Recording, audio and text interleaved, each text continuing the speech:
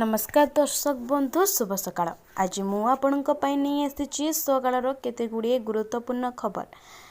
तेबे भिडियोटी को शेष पर्यंत देखिबा पाई मोर आपणक अनुरोध रहिला। तेबे चलंतु नजर पकाई नेबा आजर प्रथम खबर उपरे। एही दिन पर्यंत प्रबल वर्षा सांगकु पवन सतर्क सूचना जारी करछंती पाणीपाग विभाग। चलंतु संपूर्ण अपडेट कौन रही जानि नेबा। पश्चिम केन्द्रीय और तार पार्श्ववर्ती उत्तर बंगोपसागर में मंगलवार एक लघुचाप क्षेत्र सृष्टि होछि। 2 दिन रे यह अधिक घनीभूत होई राज्य में प्रबल वर्षा कराइबो बोली आंचलिक पाणीपाग विज्ञान केन्द्र पूर्वानुमान करिछि। यह सह एक ट्रफ लाइन मध्य सक्रिय होई पारे। फल 27 तारिख रु 30 तारिख जाए 4 दिन राज्य में वर्षा हेबार संभावना रही।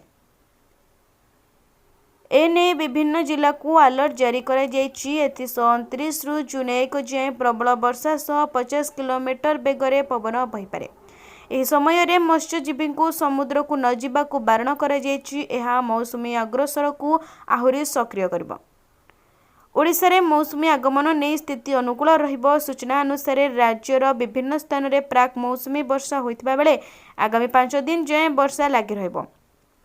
मंगलवार समस्त जिले में बिजुली घड़घड़ी सह प्रबल वर्षा होबार संभावना मध्य रही।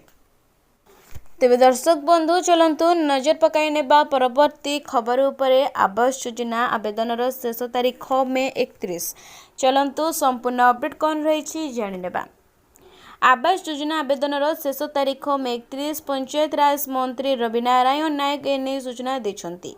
वर्तमान सुधा 36,81,000 तालिका पहुंची। जो माने पंजीकरण करिनाहांती तुरंत कर बोली पंचायत राज मंत्री रवि नारायण नायक कहछंती। तेबे मासे कि 2 मास भितरे हिताधिकारी चयन सरिबो।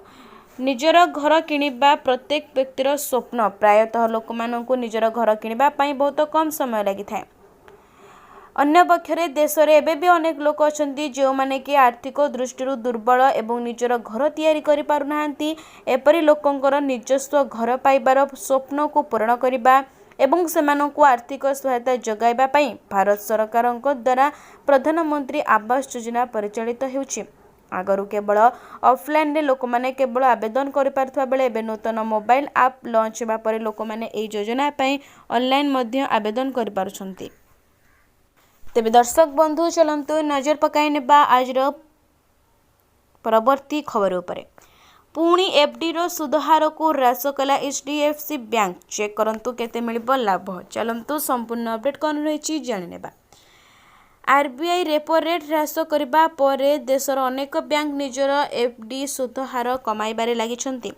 अनेक बैंक एबे भी निजर एफडी सुधहार रे संशोधन करिबा जारी रखिछंती। तेबे वर्तमान एचडीएफसी बैंक निजर किछि एफडी स्कीम रो सुधहार ह्रास करिछि।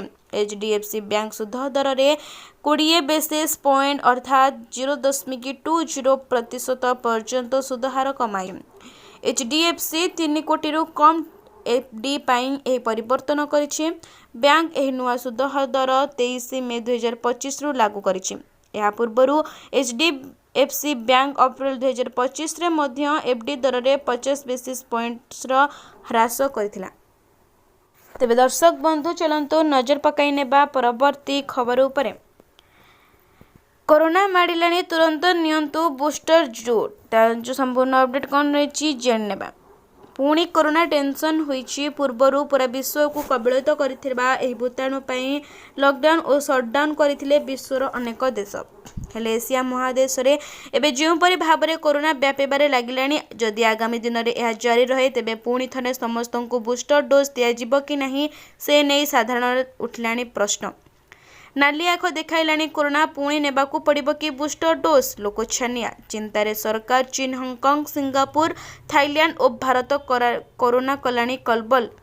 कोरोना व्यापेबारे चीन ही दायी बोली अनेक राष्ट्र अभियोग करथिले। हेले एबे भी पुणी थरे कोरोना व्यापेबा आरंभ हेलानी। तेबे दर्शक बंधु चलंतु नजर पकाई नेबा परवर्ती खबर उपरे। पुरी समुद्र रे बड़ अघटन। बुड़ी गले क्रिकेटर सौरभ गांगुली बड़ भाई। तेबे चलंतु संपूर्ण अपडेट कौन रही जानि नेबा। पुरी समुद्र रे बड़ अघटन बुड़ी गले टीम इंडिया रा पूर्वतन कैप्टेन सौरभ गांगुली बड़ भाई और भाउज। पुरी बेलाभूमि रे वाटर स्पोर्ट्स एक्टिविटी बेले यह दुर्घटना घटी। स्पीड बोट रे बोटिंग कला बेले बोट ओलटी दुर्घटना घटी। भक्त बोट रे थिबा सौरभ गांगुली बड़ भाई स्नेहाशीष गांगुली भाउज अर्पिता गांगुली तेबे बेलाभूमि रे उपस्थित थिबा लाइफ गार्ड को पई बड़ दुर्घटनारू अल्प के रक्षा पाई जाइतिले गांगुली भाई और भाउज।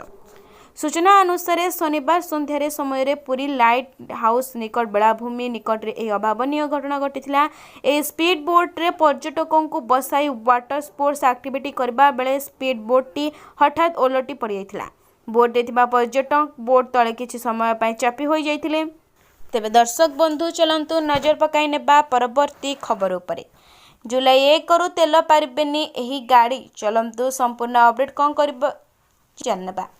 वायु प्रदूषण रे लगाम कटाई लगाइबा पई जुलाई 1 रु दिल्ली रे बड़ परिवर्तन हेबाकू जाउछि। दिल्ली सरकारंकर आदेश मुताबक निज समय अवधि पूर्ण कर सारिथिबा गाड़ी गुडी को एणिकी मिलिबनी तेल। 10 वर्ष अधिक पुराना डीजल गाड़ी एवं 15 वर्ष ऊर्ध्व पुराना पेट्रोल गाड़ी को पेट्रोल पंप रे तेल मिलिबो नहीं। Commission for air quality management निर्देशन अनुसार यह निष्पत्ति ग्रहण कराଯାଇଛି। यह दिल्लीवासी एक स्वच्छ और सुस्थ परिवेश गढ़िबारे एक माइल खुंट हेबो बोली आशा कराଯାଉଛି। एभली गाड़ीर मालिक माननकु सेमानंक पुराना गाड़ी को स्क्रैप करबाकू देबाकू पड़िबो। जदि आपण आपणक गाड़ी को दिल्ली एनसीआर रु बाहर को नेबाकू चाहुछंती तेबे आपणकू एनसीओ नेबाकू पड़िबो। दिल्ली रे 2023 पर्यंत 54 लाख रु ऊर्ध्व गाड़ीर पंजीकरण रद्द होई सारिछि। तेबे दर्शक बंधु चलंतु नजर पकाई नेबा परवर्ती खबर उपरे। श्रृंखलित रथयात्रा नहीं एक्शन रे प्रशासन मोबाइल नेले हेबो फौजदारी मामला। चलंतु संपूर्ण अपडेट कौन रही जाने नेबा। जून 27 रे विश्व प्रसिद्ध रथयात्रा रथखड़ा रे चली महाप्रभुंकर प्रस्तुति। रत्नदेवी रू बड़दाण्ड को ओह्लाई आसबे चतुर्धा मूर्ति। रथयात्रा पाई नीतिकांति को श्रृंखलित करने को पूरी प्रशासन सजग हो उठी। रथयात्रा किपरि सुरखुरी रे आरंभ हेबो एवं शांति श्रृंखलार सह शेष हेबो से ने प्रशासन पक्षरु उद्यम जारी रही। अन्य पक्षरे रथयात्रा किछि कड़ा नियम कार्यकारी करने को नहीं श्रीमंदिर मुख्य प्रशासन अरविंद पाढ़ी सोमवार बड़ सूचना देछंती। घोषयात्रा बेले अणसेवायत रथ उपरकू चढ़ी पारिबे नाही। कौनसी प्रकार अनधिकृत कार्य कले कार्यानुष्ठान नियाजिबो बोली से कहचंती।